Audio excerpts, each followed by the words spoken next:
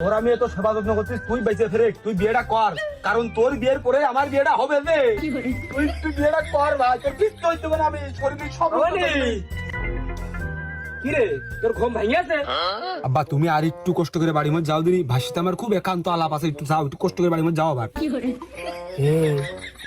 বিয়ের ভূত জন্য ওর আবার মাথায় চড়াইস নে, এই মুহূর্তে যে কোনো একটা ভাঙন সৃষ্টি হতে পারে। তা বিয়েই তো তার ভেঙে গেছে, তার আবার কি ভাঙন সৃষ্টি হবে? আহা, আবার বিয়ের কথা মনে করাই দিচ্ছিস। আরে দেহের ক্ষয়ক্ষতি হতে পারে, বোঝে না? তুই মাথা ঠান্ডা কর, ও তো তোর বউ ছিল না, বউ তো হওয়ার কথা ছিল, কিন্তু দেখ অন্যজনের সাথে চলে গেছে। কিন্তু শালা তুমি তো না খেলতে হে না, তোমার বাড়ির জন্য ভাঙে না, তুমি সুধায় দাঁড়াও, তুমি সুধায় ওঠো, হে উঠে তুমি বিয়ে অন্য জায়গায় দরকার করে আসবা। তোমার জন্য তোমার এই বিয়ে পিছিয়ে যাচ্ছে বলে আমার জীবনটা 2 বছর কিন্তু পিছিয়ে যাচ্ছে। আমি কিন্তু তোমার কিন্তু কোনো ছেড়ে দেবো না শালা। তুমি বিয়ে করো, বিয়েটা করে আমার কিন্তু আমার সকাল সকাল করে বিয়ে করতে হবে। তুমি বিয়ে করো, তুমি শক্ত হও, তুমি ওঠো, তুমি অন্য জায়গায় দরকার বিয়ে করো, তোর অন্য জায়গায় বিয়ে নিয়ে আসবো আমি।